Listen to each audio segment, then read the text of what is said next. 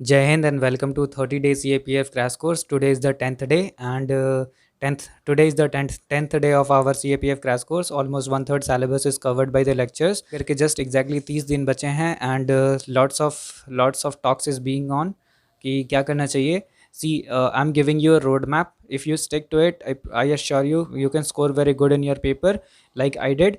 So last 30 day में जो emphasis होना चाहिए वो कॉन्सेप्ट पे होना चाहिए, कॉन्सेप्चुअल क्लैरिटी होना चाहिए. देखिए कॉन्सेप्चुअल क्लैरिटी होता है तभी सवाल बनते हैं.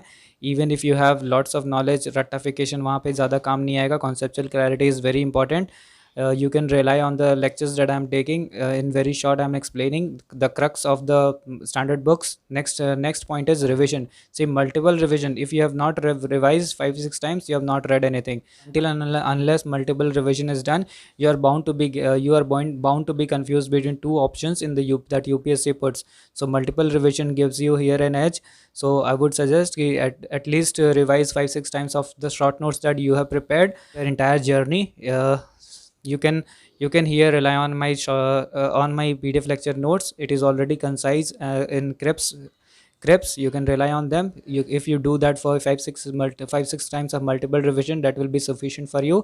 Next is so people are asking mocks या test series लगाना चाहिए ना और कि नहीं. I would strongly recommend no mocks and no test series from now. No mocks and no test series from now. जो कुछ भी अभी तक लगाया था उसको अब साइड रख दो. It is not required. अगर आप मॉक लगाते हो तो आप मॉक के हिसाब से तैयारी करते हो. देखिए होता क्या है कि मॉक जो है अपना आपका यूपीएससी मॉक जो है अपने आप को स्टैंडर्ड करने के लिए वो अपना स्टैंडर्ड बढ़ा देते हैं. तो आप उसकी साइकोलॉजी के हिसाब से अपना ब्रेन ट्रेन करने लगते हैं. आपको अभी क्या करना है कि अभी यूपीएससी के क्वेश्चंस कैसे बनते हैं, यूपीएससी का क्या साइकोलॉजी है उसको समझना है. For that you need to do previous year. You have to stick to the previous years of CAPF. At least 15 साल का आप CAPF का प्रीवियस ईयर पेपर लगाएं. यू विल अंडरस्टैंड की psychology of the exam. You will understand कि कैसे eliminate करना है क्वेश्चंस को. Even when you don't know that questions, you still be able to do. If you do the previous years, you will understand कि कैसे eliminate करना है. You will learn in the process. I would say कि जब आपका CAPF previous year 15 हो जाए 15 years का, तो उसके बाद CDSE एंड CSE का 5 ईयर का पेपर 1 आप ज़रूर लगाएं GS section. That will really help you. देखिए इसमें होता क्या है कि CDS के हिस्ट्री और CSE के हिस्ट्री से कई बार क्वेश्चन जो है वो CAPF में रिफ्लेक्ट होते हैं, इनडायरेक्टली डायरेक्टली रिपीट होते हैं. तो आप ये तीन का कॉम्बो जो है वो बहुत डेडली है. CAPF में बहुत सारे क्वेश्चन, एटलीस्ट आप 20 क्वेश्चन एक्स्ट्रा करके आएंगे. अगर आप इतने करके जाते हैं तो that is my guarantee from my personal own experience. और आप इसको नोटिस भी करिएगा जब आप प्रीवियस ईयर्स लगाएंगे तो you will see so many repeated questions in CAPF from CDSE and CSE in the same year. Next is current affairs. देखिए करंट अफेयर्स आपको बहुत स्मार्टली तैयार करना है. अगर आपने 6 महीने का करंट अफेयर तैयार कर लिया है दैट इज़ सफिशिएंट.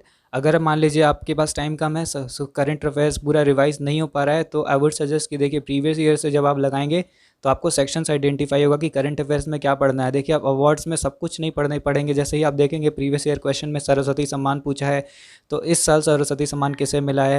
वैसे ही भारत रत्न, अगर उस जिस साल ये वो सवाल आया था भारत रत्न किसे मिला है, तो इस साल आप देख लेंगे भारत रत्न कैसे मिला है. तो आप इसको ऐसे स्मार्टली तैयार करेंगे करंट अफेयर तो एटलीस्ट 15 सवाल में से आप 6-7 तो ऐसे ही कर ले जाएंगे. सिर्फ प्रीवियस ईयर्स खेल करके आप वहाँ से स्मार्टली पिक करेंगे टॉपिक को और उसका जो अपडेट में इस साल किससे मिला है वैसे कर लेंगे. जैसे इंदिरा गांधी पीस अवार्ड किसी को किसी साल में 2014-15 में मिला होगा, तो इस साल किसे मिला है या पिछले साल किसे मिला है. इस टाइप से अगर आप करंट अफेयर्स तैयार करते हैं स्मार्टली तो आपका बहुत सारा ईजिली टैकल हो जाएगा.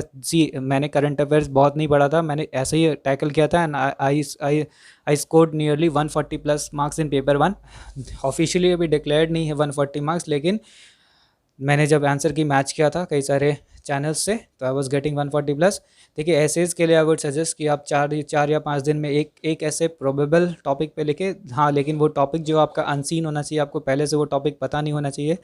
आप अचानक से कोई भी प्रोबेबल टॉपिक उठाइए और उस पर ऐसे लिखे और गिवन टाइम में 15 minute at least 15 minute is more than sufficient. 15 minute आपको मिलेगा एग्जाम में, इससे ज़्यादा आपको नहीं मिलेगा. So try to stick to that time. 15 minutes में आप एक ऐसे लिखे रैंडमली अनसीन टॉपिक पे.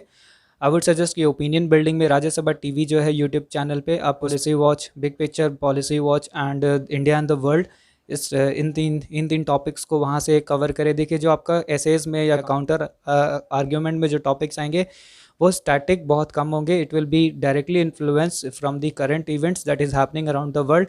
तो राज्यसभा टीवी जब आप देखते हैं तो नेचुरली आपका वो एक ओपिनियन बिल्डिंग होता है, क्योंकि बहुत सारे एक्सपर्ट्स उसमें अपने ओपिनियन रखते हैं। सिमिलरली आप उसका टेक अवे अगर आप एग्जाम में अपना प्रेजेंट करते हैं तो आपको बहुत अच्छे मार्क्स मिलेंगे। रिपोर्ट फॉर्मेट का प्रैक्टिस कर ले, अच्छे से देख ले। Grammar section I would suggest कि एटलीस्ट 15 ईयर का प्रीवियस ईयर्स पेपर 2 से आप ग्रामर सेक्शन का प्रैक्टिस करें। यहाँ से आप अब 25 मार्क्स में एटलीस्ट 20 मार्क्स का आप सही सही करके आएंगे। That's all from my side. I assure you, if you follow these recommendations that I'm recommending you, that is emphasis on test, revision part, previous years, current affairs, essay, and no sticking to mocks and no test series, only studying the previous years to understand the psychology of exam, you will sail through the exam easily with very good score. So that's all from my side. All the very best.